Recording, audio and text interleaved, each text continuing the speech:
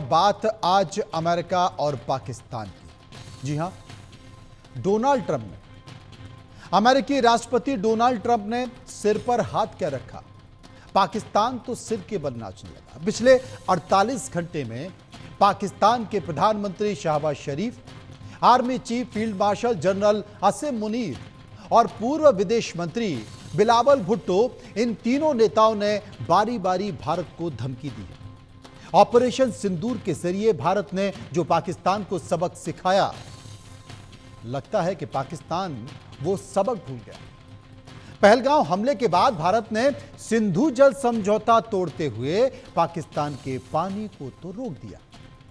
प्यास से तड़पता पाकिस्तान अब अपने होश भी खो बैठा है और बहकी बहकी बातें कर रहा है। ऑपरेशन सिंदूर ने पाकिस्तान की सैन्य शक्ति को इतना कमजोर कर दिया था कि उसे खड़ा होने में अभी समय लगेगा। ना उसके सैन्य बेस युद्ध के लायक बचे हैं और ना रनवे, ना मुनीर की सेना में दमखम बचा है। फिर किस भरोसे पाकिस्तान अपनी हदें पार कर रहा है? क्या वाकई अमेरिका के भरोसे? पाकिस्तान भूल गया कि 1971 का युद्ध, उस वक्त भी अमेरिका ने उसका साथ दिया था। परिणाम क्या निकला? नतीजा क्या निकला? बांग्लादेश पाकिस्तान के जुल्मों सितम से आजाद हो गया और आज भी आजाद है। अब इसे कैसे देखा जाए? लेकिन संकेत भारत के खिलाफ आ रहे हैं, जरूरत से ज्यादा आ रहे हैं, हद पार कर कर आ रहे हैं। रिपोर्ट देखिए।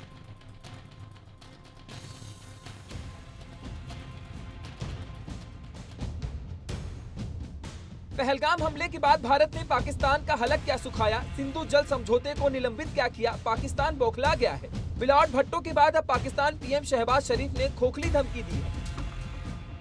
और मैं ये बताना चाहता हूं आज दुश्मन को कि अगर तुम हमारा पानी बंद करने की धमकी देते हो तो ये बात जहन में रखना कि पाकिस्तान की एक बूंद भी तुम पाकिस्तान से छीन नहीं सकते। उस खुदाए बुजुर्गो बरतर की कसम है कि अगर तुमने ये हरकत की तो दोबारा तुम्हें वो सबक सिखाएंगे कि तुम कानों को हाथ लगाओगे पाकिस्तान का तुम कभी भी। दरअसल पाकिस्तान की हुकूमत को अपनी आवाम की चिंता है कि क्या प्यास के मारे दम न निकल जाए, क्योंकि भारत ने ऐसी व्यवस्था जो कर दी है। इस बीच भारत ने जम्मू कश्मीर के सिंधु गांव के पास चिनाब नदी पर national hydro electric power project के लिए टेंडर प्रक्रिया शुरू कर दी है। पाकिस्तान को डर है कि इस प्रोजेक्ट से भारत पानी न रोक सके और उसके कृषि, सिंचाई और बिजली उत्पादन पर गंभीर असर पड़ेगा।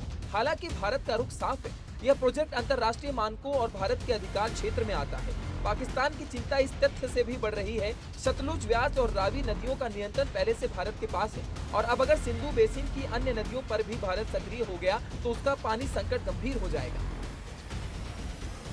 तो क्या यही वजह है कि पाकिस्तान तिलमिलाया हुआ है, उसकी हलक सूखने लगी है और इसी कारण 48 घंटे के भीतर सेना और पाकिस्तान नेता गिदड़ भग्गी दे रहे हैं।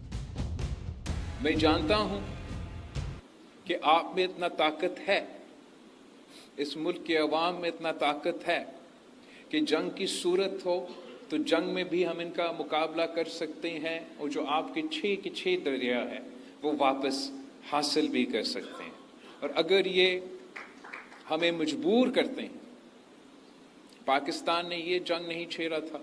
हम हमेशा अमन के बारे में बात करते हैं, जहां दुनिया भर में पाकिस्तान के सफीर पहुंचे, नुमाइंदे पहुंचे, हमने अमन की बात की, भारत ने जंग की बात की। लेकिन अगर जंग छेड़ा गया है तो हम शाह अब्दुल लतीफ बिठाई की धरती से मोदी सरकार को बताना चाहेंगे कि हम पीछे नहीं हटते, हम झुकते ही नहीं हैं। तो अगर आप सिंधु की तरह इस किस्म की हमला के बारे में सोचेंगे तो फिर पाकिस्तान के हर सूबे के अवाम आपका मुकाबला करने के लिए तैयार है। और ये ऐसे, लेकिन पाकिस्तान शायद भूल गया है ये भारत है और ऐसी गीदड़ भक्की और खोखले धमकियों का असर यहाँ नहीं पड़ता।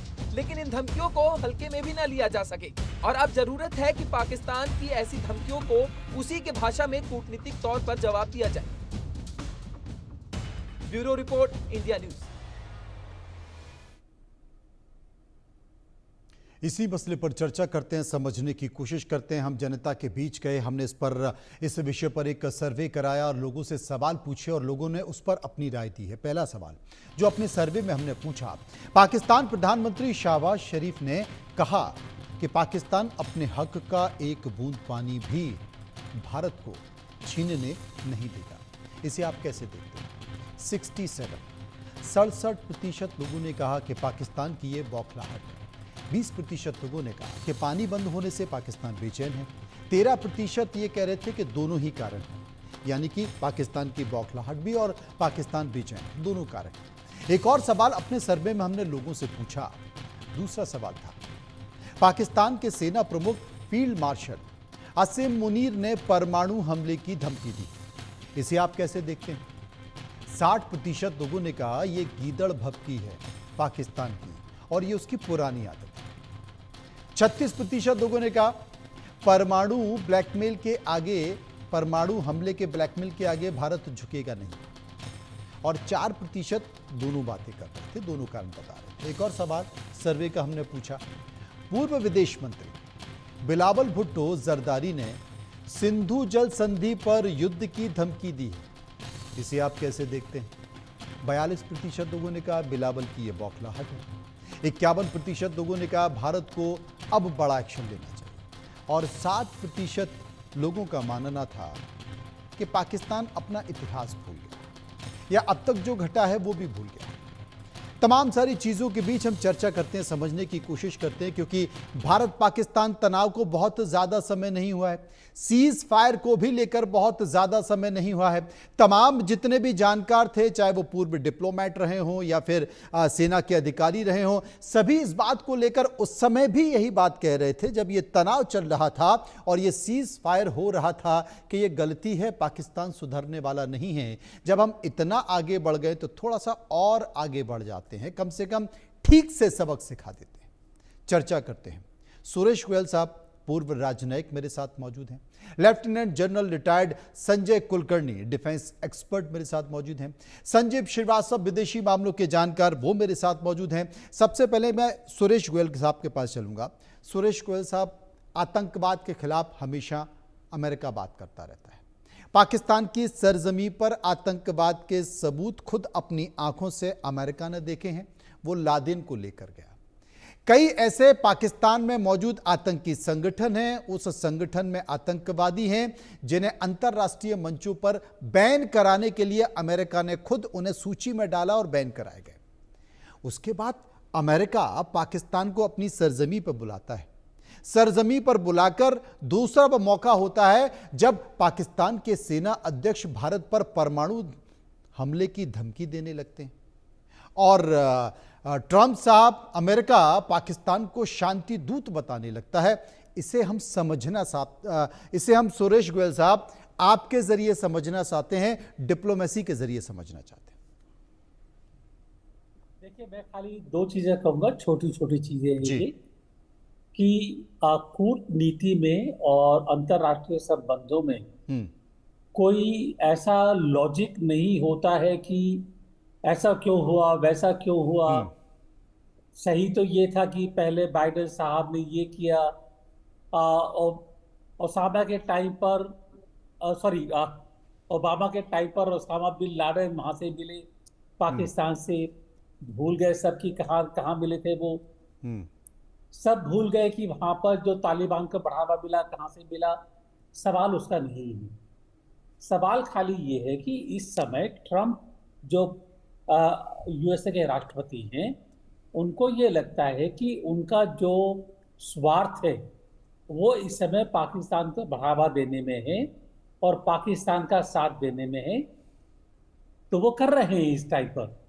तो हमें उससे ज़्यादा विचलित होने की बजाय अपना जो एक परमानेंट रास्ता है, मोर ड्यूरेबल इंटरेस्ट है, उनको देखना चाहिए और ये समझना चाहिए कि अगर अभी ट्रंप उनका साथ दे रहे हैं, ठीक है, देंगे, लेकिन जिस तरह सांप की नेचर बदलती नहीं है, बिच्छू वही करता है जो बिच्छू की आदत है, तो वो बदलेगी नहीं। अल्टीमेटली अगर अमेरिका को समझ में आना है तो समझ जाएगा वो, और अगर नहीं समझेगा तो हमें अपने रास्ते इख्तियार करने पड़ेंगे। और ये मैं जानबूझ करके कह रहा हूं क्योंकि हम अक्सर, और ये दिक्कत है कि हम अक्सर जो है किसी देश के ऊपर बहुत ज्यादा भरोसा करके बैठ जाते हैं। भरोसा नहीं करना चाहिए।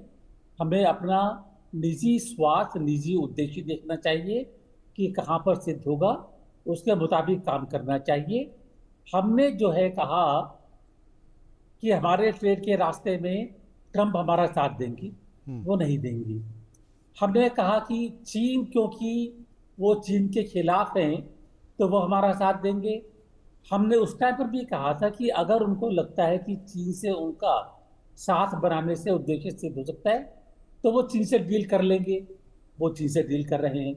आपने ये देखा कि टैरिफ के मामले में अभी चीन का 10% है, हमारा 50% हो गया है, क्योंकि उनको चाइना से वो क्रिटिकल मिनरल चाहिए। जब तक उनके बारे में एक एग्रीमेंट नहीं होगा, चलता रहेगा। क्योंकि चीन जो है यूएसए से एग्रीकल्चरल प्रोड्यूस इंपोर्ट कर रहा है, जिसमें कि ट्रंप का एक पॉलिटिकल स्वार्थ है, वो चलता रहेगा। तो आखिरी मुद्दा खाली ये है कि हमें इस मामले से कोई आश्चर्य नहीं होना चाहिए कि अभी वो पाकिस्तान का साथ दे रहे हैं, और पाकिस्तान से जो आतंकवाद निकला है उसको भूल करके वो बीएलए को आतंकवादी संगठन घोषित कर रहे हैं। तो ये सब चलता रहेगा। ये हमें अपना राजनीतिक, हमें अपना पॉलिटिकल ऑब्जेक्टिव, इकोनॉमिक ऑब्जेक्टिव देख करके कि कहाँ पर किस तरह से वो सिद्ध होगा, वो हमें करना है, वो हमें ना समझना इसमें होगा। जी जी, वो हमें समझना होगा। संजीव श्रीवास्तव साहब विदेशी मामलों के जानकार हैं, क्योंकि ये पूरा मामला दो देशों के बीच, खासकर अमेरिका, पाकिस्तान और भारत को लेकर जुड़ा हुआ है, उसकी नीतियों को लेकर जुड़ा हुआ है। हमने भी कभी नहीं सोचा था, क्योंकि पहलगांव हमले के बाद भारत ने जिस तरीके से प्रतिक्रिया दी, उस प्रतिक्रिया के बाद भारत को लगा कि अमेरिका कम से कम उसके साथ खड़ा होगा, क्योंकि पहलगांव हमले के जीते जाते सबूत हमने दिए। लेकिन अमेरिका तो उल्टा चोर कोतवाल को डांटे। अमेरिका तो पाकिस्तान की तारीफ कर रहा है। वो ये कह रहा है कि आतंकवाद के खिलाफ पाकिस्तान ने जितने भी कदम उठाए हैं वो सारे कदम तारीफ के काबिल हैं। तो अब संजीव जी कैसे देखें कि क्या कुछ ऐसा है जो पर्दे के पीछे है, और पर्दे के पीछे की तलखी किसी और तरीके से ट्रंप की निकल कर आ रही है?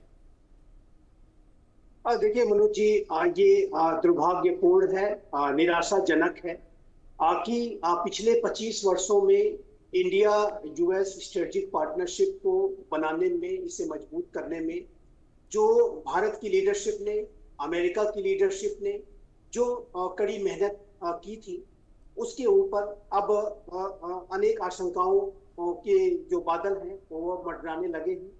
और ये जो राष्ट्रपति डोनाल्ड ट्रंप का अपने क्लोज स्ट्रेटेजिक पार्टनरशिप जो भारत के साथ उसने फोर्स की थी, जो बनाई थी, उसको इस तरीके से उसमें ऑब्स्ट्रक्शंस पैदा करना, ये अमेरिका के अपने राष्ट्रीय हितों में भी नहीं है और न ही ये वैश्विक हितों के लिए अच्छा है। और मेरा ऐसा मानना है कि विश्व के जो लोकतांत्रिक राष्ट्रों को साथ में और अधिक गहरा समन्वय और तालमेल, कोलैबोरेशन स्थापित करने की अधिक से अधिक आवश्यकता थी। और इसी प्रयास को लेकर के आप जानते हैं कि जापान के जो महान प्रधानमंत्री शिंजो आबे ने एक क्वाड जैसी एक फॉर्मेशन को भी बनाने का गाइडेंस दिया था, और इसके बाद क्वाड का भी स्वरूप सामने आया था, जो कि लोकतांत्रिक राष्ट्रों का एक संगठन है। लेकिन अभी वर्तमान समय में राष्ट्रपति डोनाल्ड ट्रंप जितने आत्म केंद्रित होकर के व्यवहार कर रहे हैं, जितना self centric transactional cost benefit analysis के आधार पर जितना अधिक से अधिक वो स्वार्थपरक हो सकते हैं, वो सारा कुछ वो नकारात्मक स्वरूप दिखा रहे हैं। वो पाकिस्तान जैसे आतंकपरस्त राष्ट्र के साथ जाकर के जिस तरीके की ज्वाइंट स्टेटमेंट को अभी उन्होंने दिया है, पीएलए को जो उन्होंने आतंकवादी संगठन घोषित कर दिया है, और जाहिर है कि वो आतंकवाद की जो चुनौती का मुकाबला इस तरीके के अप्रोच के साथ कैसे कर सकते हैं, कैसे अपेक्षा कर सकते हैं कि भारत जैसा जो राष्ट्र है वो उनके साथ काउंटर टेररिज्म कोऑपरेशन और इंटेलिजेंस शेयरिंग कोऑपरेशन करेगा, या उनसे कोई ऐसे कोऑपरेशन की अपेक्षा रखेगा। ये डोनाल्ड ट्रंप कैसे सोच सकते हैं? तो ये जो डोनाल्ड ट्रंप के जो बिजनेसमैन पॉलिटिशियन होने के जो उनकी जो एक टेंडेंसीज हैं, वो उनके राष्ट्रपतित्व काल में, और ऐसा लगता है कि वो हरी में दिखाई देते हैं, जल्दीबाजी में दिखाई देते हैं। उनको ऐसा लगता है कि 4